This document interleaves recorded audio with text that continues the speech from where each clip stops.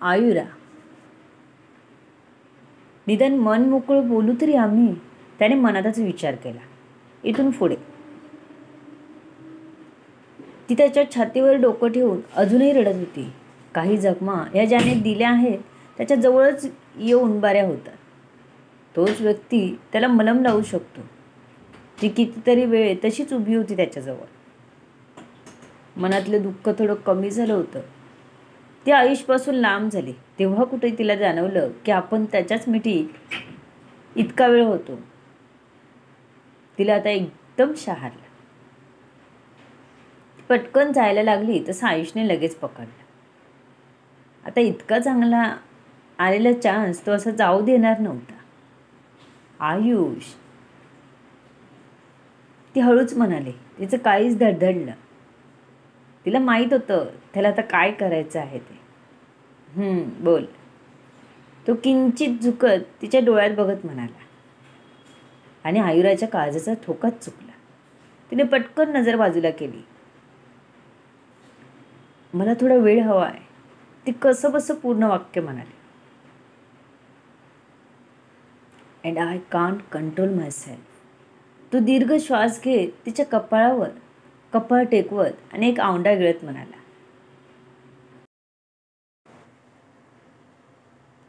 त्याचा गरम श्वास जाणवत होता तिला आपल्या नाकावर आणि ओठांवर. पण नजरेला नजर मिळवायचं धाडस होत नव्हतं. त्याला बाजूलाही करायला जोर लावता येत नव्हता. जणू ती एका जागी फ्रीज होऊन गेली होती. तो आपल्या अजून जवळ येतो असं जाणवल्यावर तिच्या अंगाची थरथर होऊ लागली. आयु, तू जेव्हा तयार असशील ना, तेव्हाच आपण आपल्या अनमोल क्षणाचा आनंद घेऊ. तो हळूच तिच्यापासून लांब होत म्हणाला. तर ती तो आपल्याजवळ येतो म्हणून डोळे मिटून आपल्या हातांच्या मुठी घट्ट करून उभी होती. अगदी स्तब्ध उभी होती. पण त्याचं बोलणं ऐकून मात्र तिने एक निश्वास सोडला. निदान त्याने यावेळी समजून घेतलं यासाठी मनातच त्याला थँक्यू म्हणाले. त्याच्याकडे न बघताच ती सोफ्यावर बसली. तिने अंग टाकून दिलं. किती टेन्शनमध्ये आली होती ती. पोटात भला मोठा गोळा आला होता. त्या एका किसने तिला भीती वाटत होती. आताही तसंच काही करेल का, या भीतीनेच तिची गाळण उडाली होती. मनात नको ते विचार फेर धरत असतानाच तो बाजूला झाला होता म्हणून तिला आवडलं होतं. तिच्या मनात आदर निर्माण झाला होता. तो किती उतावळी आहे हे जरी त्याने सांगितलं असलं तरी त्याने कोणतं पाऊल उचललं नव्हतं.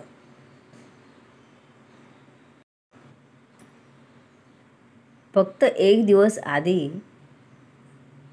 तो जे करत होता ते त्याचे इरादे कळले असते तर मात्र तिने त्याच्याबद्दल असा विचार केलाच नसता. पण आता तिच्या मनात त्याच्याविषयी प्रेम जमा होऊ लागलं होतं.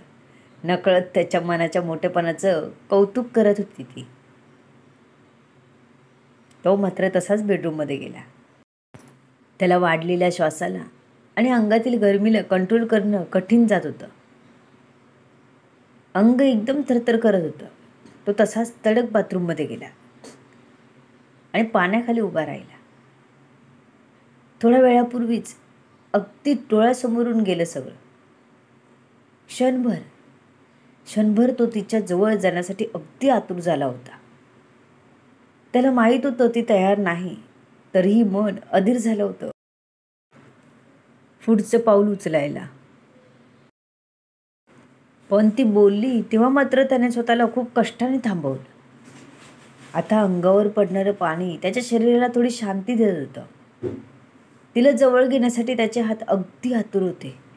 त्याचे ओठ तर आता त्याच्या बुद्धीविरुद्ध बंड पुकारत होते. आत्ताच जावं आणि हे ओठ तिच्या ओठांवर ठेवावे असं सांगत होतं.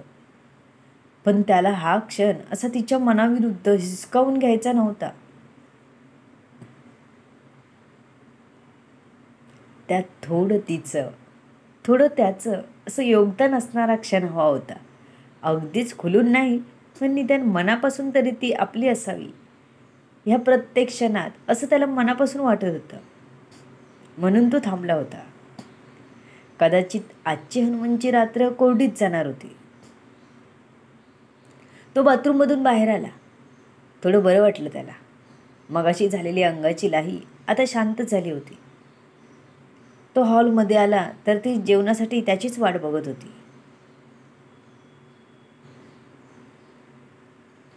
तो पुढे झाला आणि तिची प्लेट घेऊन तिला स्वतः वाढलं. त्यानंतर एक घास घेत तिच्या समोर धरला. तसे तिचे डोळे मोठे झाले. हे सिनेमात असं होतं ऐकलं होतं तिने, पण प्रत्यक्षात असं आयुष्य आपल्याला भरवेल हे तिने स्वप्नात सुद्धा विचार केला नव्हता. Feeling special. ती तोंडातच पुटपुटली. येस, तू खासच आहेस माझ्यासाठी. त्याने तिच्या बोलण्याला दुजोरा दिला. तिच्या चेहऱ्यावर समाधान पसरलं. जेवणात लक्ष कमी आणि तो काय करतो ह्याकडे तिचं लक्ष जास्त होतं. आपण आता केलं ते बरोबर केलं का? आपण त्याच्याकडे वेळ मागितलं ते ठीक केलं का? हा विचार तिच्या मनात येत होता. आपण हनीमूनला चाललोय आणि त्यासाठी आपण तयार नाही आहोत. त्याला काय वाटलं असेल? आपण तर बोलतही नव्हतो. ती त्याच्याकडे बघून हात तसाच ठेवून विचारात हरवली होती. कसला विचार करते? आयुषच्या आवाजाने तिची तंद्री भंग पावली. कसलं नाही, ती मान हलवत म्हणाली आणि जेवून उठली. खरंच आपल्याला त्या गोष्टीचा विचार करायला हवा. त्याला असं आपल्या होकाराची वाट बघायला लागू नये. तिचं मन हळूहळू त्याचा विचार करू लागलं होतं.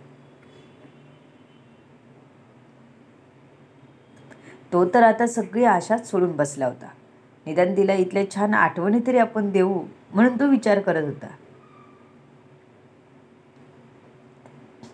संध्याकाळी आपण फिरायला जाऊ, तो बोलला. तशी ती विचारात हरवलेली बाहेर आली. ठीक आहे, तिने उत्तर दिलं. पण आपण चुकतोय असं सारखं तिला मनाशी वाटू लागलेलं. संध्याकाळी तिला तयार व्हायला सांगून तोही तयार झाला. तिने जांभळ्या रंगाचा स्लीवलेस आणि गुडघ्यापर्यंत येणारा वन पीस घातला. त्यानेही साधारण पर्पल कलरचं शर्ट घालून बाहेर आला. दोघांनीही न ठरवताच एकमेकांना मॅच होईल असे कपडे घातले होते. जेव्हा दोघांनी बघितलं तेव्हा मात्र खरंच दोघं एकमेकांसाठीच बनले आहेत असं वाटलं. बॉन्डिंग होतं हे न सांगताच जुळलेलं. तोही तिला बघून खुश झाला तर ती त्याला बघून चकित झाली. तुम्हाला कसं कळलं मी हा वन पीस घालणार आहे ते? ती एकदम एक्साइट होऊन म्हणाली. इट्स अ मिरॅकल, तो बोलला आणि हसला. त्याने हात पुढे केला. तिने जास्त काही आडेवेळे न घेता सरळ आपला हात त्याच्या हातात दिला. तसं त्याच्या ओठांवर हसू आलं.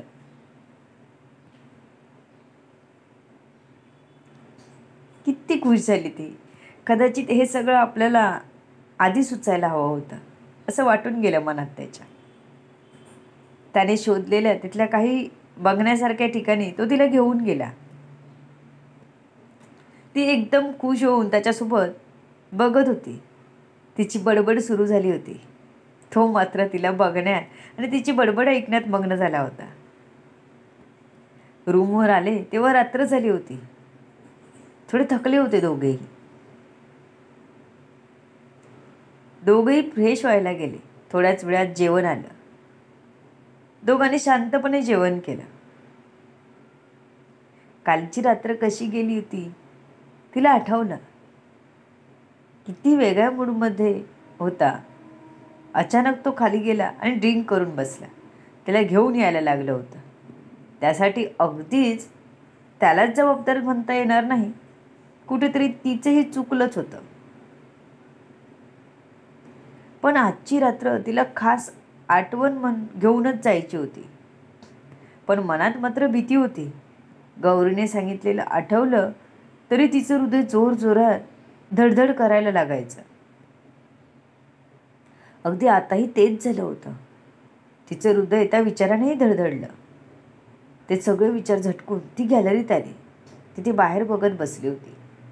आयुषने मनाने स्वतःला तयार केलं होतं म्हणून तो आता ती बसली होती तिथेच आला. तिच्या समोरच्या झोपाळ्यात बसून तो तिच्यासोबत इकडच्या तिकडच्या गप्पा मारू लागला. 11 वाजले तसं त्याने तिला आत यायला सांगितलं.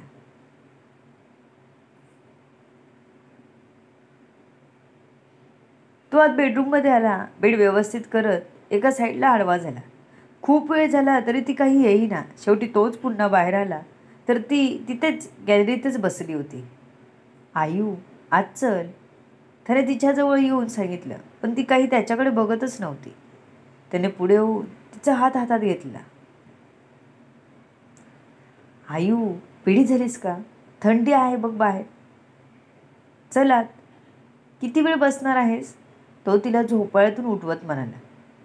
तिला गॅलरीतून आत घेत त्याने गॅलरी बंद केली. तसं तिला आपलं हृदय आता जास्तच उड्या मारायला लागलं असं वाटू लागलं. त्याचा हात सोडून घ्यावा असंही वाटलं पण तिने नाही घेतला. तो आता बेडरूममध्ये चालत आला. तिला बेडवर बसवलं. तुला वॉशरूमला जायचं असेल तर जा आणि झोप. मी सर्व चेक करून लाईट्स ऑफ करून येतो.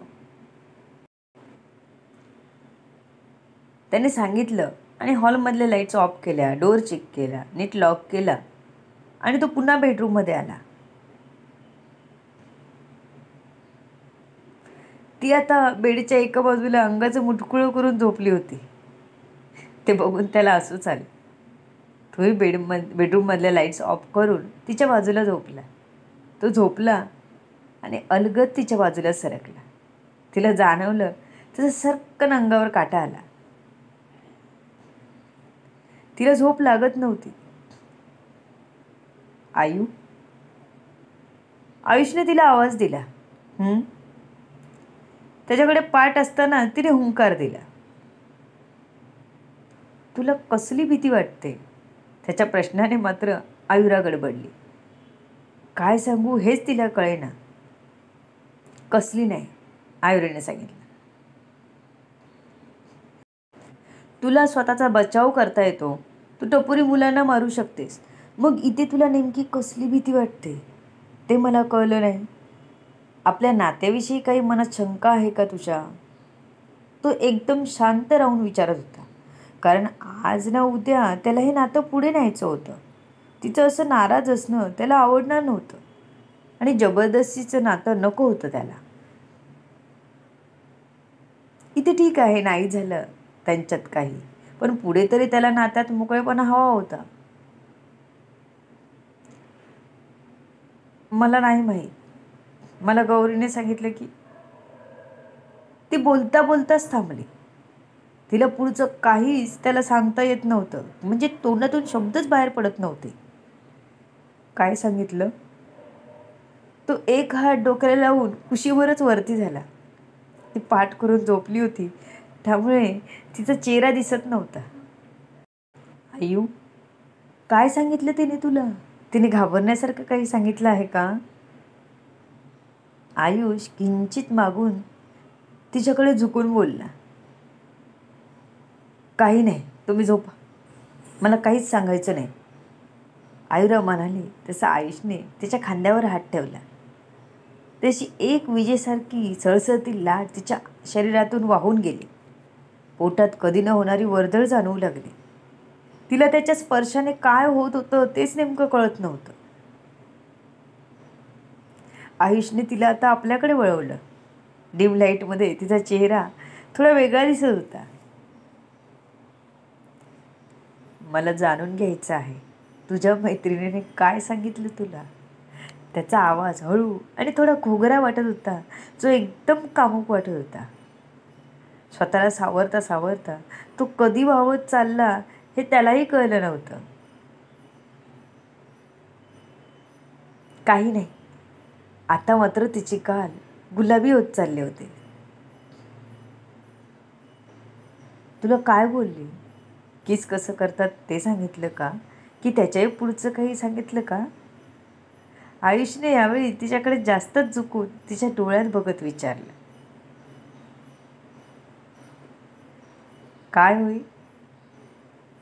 To be continue. सर्व गोष्टी जाणून घेण्यासाठी पुढील येणारे भाग वाचायला आणि ऐकायला विसरू नका. तुमच्या अमूल्य प्रतिसादाची आतुरतेने वाट बघते. लेखिका शब्दवेदी उर्फ संतोषी गजानन राणे पाताळे. धन्यवाद. कथेला लाईक करा, कमेंट करा आणि चॅनलला सबस्क्राईब करा.